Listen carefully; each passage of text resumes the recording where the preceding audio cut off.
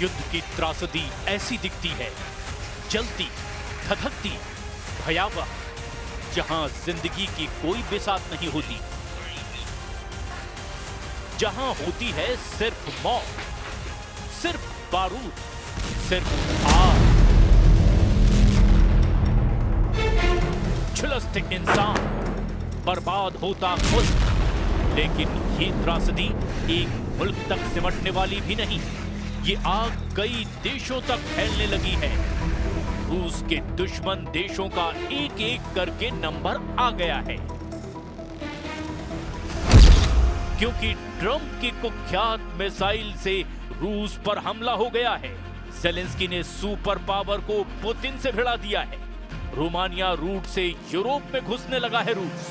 NATO को सबूत के साथ भयानक सजा देंगे पुतिन।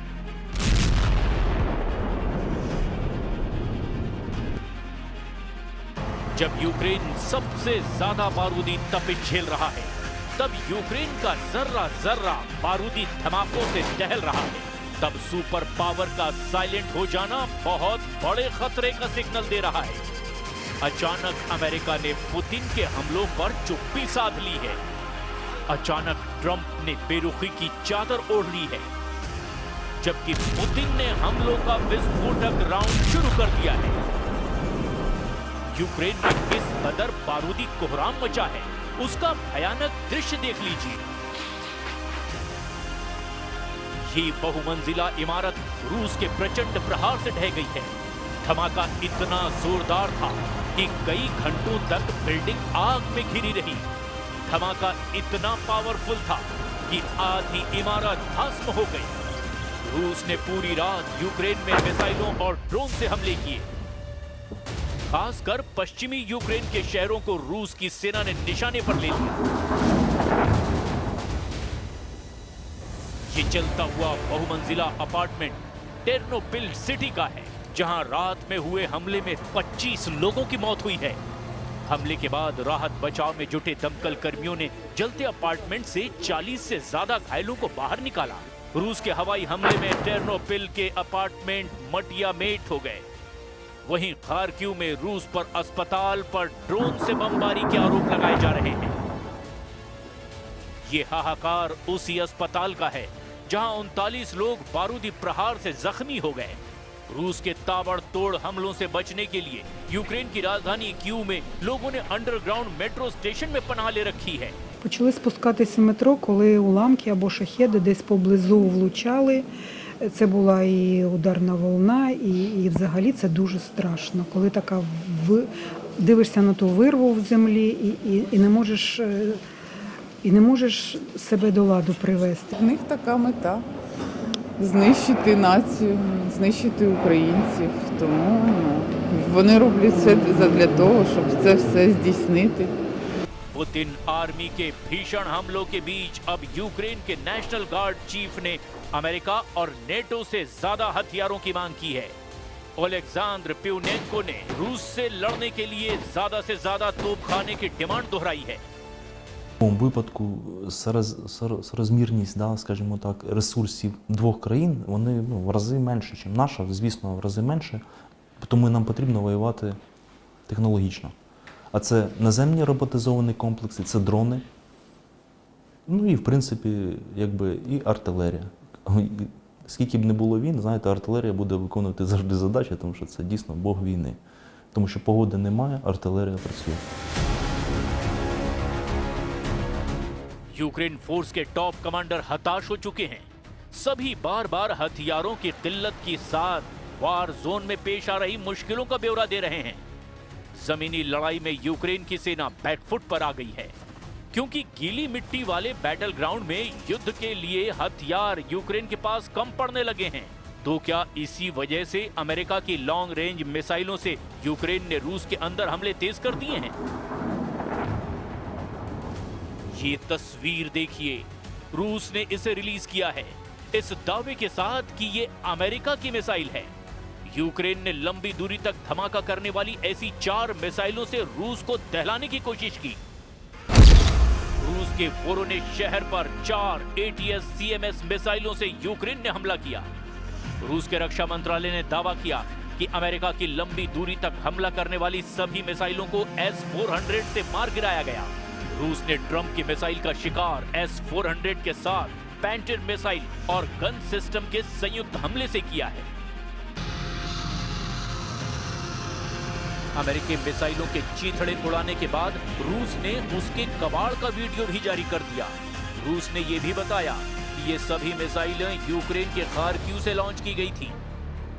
जैसे ही लॉन्ग रेंज मिसाइल से हमले का अलार्म रूस में आया, जवाब में पुतिन की सेना ने स्कंदर M मिसाइलें दाग दी। जनवरी 2025 के बाद ये पहली बार है जब यूक्रेन ने रूस के अंदर लंबी दूरी की मिसाइलों से धमाके किए हैं। जनवरी में पुतिन ने पश्चिमी देशों के मिसाइल से हुए हमले के जवाब में हाइपरसोनिक मिसाइलों से पलटवार किया था। अमेरिकी ATACMS और ब्रिटेन के स्टॉर्म शैडो मिसाइलों से हमले होने पर पुतिन ने एटम बम से जवाब देने की धमकी दी थी। तब हमले पर ब्रेक लगा दिया गया था। हालांकि अब फिर से यूक्रेन उन्हीं मिसाइलों की तरफ देखने लगा है, जिससे भड़के रूस ने रौद्र रूप अख्तियार कर लिया था। एक तरफ जहां रूस यूक्रेन को बेरहमी से पीटता रहा है, वहीं प्रेसिडेंट ट्रंप ने अपने कदम पीछे खींच लिए हैं। कल तक ट्रंप सीधे पुतिन से बात करके युद्ध खत्म करवाने का दावा कर रहे थे, वहीं अब उन्होंने अपने दूतों को पुतिन को मनाने के मिशन पर लगा दिया है। अमेरिकी सेना के सचिव डैन ड्रिस्कॉल और army chief of staff general Randy George Ukraine की राजधानी कीव पहुंचे हैं। ट्रंप के दोनों दूत फिर से यूक्रेन की लीडरशिप के साथ मिलकर रूस से शांति वार्ता शुरू करने का रोडमैप तैयार कर रहे हैं। यूक्रेन के बाद ट्रंप के दूत रूस के अधिकारियों से बैठक करने की उम्मीद जता रहे हैं।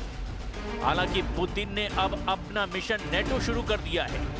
पुतिन ने यूक्रेन के बाद जितने भी दुश्मन हैं, उन्हें एक एक कर टहलाना शुरू कर दिया है। पुतिन की आंख की किरकिरी बना पोलैंड बढ़ते खतरे को भांप चुका है। असल में पोलैंड की यूक्रेन जाने वाली रेल लाइन पर हुए हमले के आरोप रूस पर लगाए गए। पोलैंड ने रेल लाइन विस्फोट को देश पर हमला कहा। पोलैंड के विदेश मंत्री ने रूस को धमकी दी है कि रेल लाइन विस्फोट का करारा जवाब दिया जाएगा। Rosyjskie GRU rutynowo do swojej brudnej roboty wynajmuje podwykonawców pod fałszywą flagą. Tym razem był to akt nie tylko dywersji jak poprzednio, lecz akt terroru państwowego, gdyż jasną intencją było spowodowanie ofiar w ludziach. Poland ने दावा किया कि Ukraine जाने वाली rail line पर हमले के लिए रूस ने यूक्रेन के 2 गद्दारों को मोहरा बनाया। पोलैंड ने सभी जांच के बाद जानकारी दी कि रूस के राजनयिकों पर प्रतिबंध लगाया जा रहा है। पोलैंड ने साफ धमकी दी है कि रूस से बदला लेने के लिए अब किसी भी हद को पार किया जा सकता है। Rosyjskie GRU rutynowo do swojej brudnej roboty wynajmuje podwykonawców pod fałszywą flagą. Tym razem był to akt nie tylko dywersji jak poprzednio, lecz akt terroru państwowego, gdyż jasną intencją było spowodowanie ofiar w ludziach. Ukraine रूस युद्ध शुरू हुआ तब से Poland ने Putin की tension बढ़ा रखी है। पोलैंड ने बीती रात रूस के भीषण हमलों के बाद में फ्रंट लाइन पर जंगी जेटों को उड़ाना भी शुरू कर दिया है। पोलैंड के साथ रोमानिया में नेटो के फाइटर जेट ने भी अटैक मोड ऑन कर दिया है। मतलब नेटो और रूस का युद्ध अघोषित तौर पर शुरू हो चुका है। रूस ने रोमानिया और पोलैंड में किसी भी एक को अगर टारगेट बनाया तो फिर युद्ध का विस्तार अमेरिका तक हो सकता है। इसी वजह से ट्रंप अब पर्दे के पीछे रहते हुए पुतिन से वॉर डील फाइनल करने का प्लान बना रहे हैं। अमेरिकी न्यूज एजेंसी एक्सियोस के मुताबिक ट्रंप ने यूक्रेन युद्ध खत्म करने के लिए एक नई योजना पर चुपचाप रूस से बातचीत कर ली है।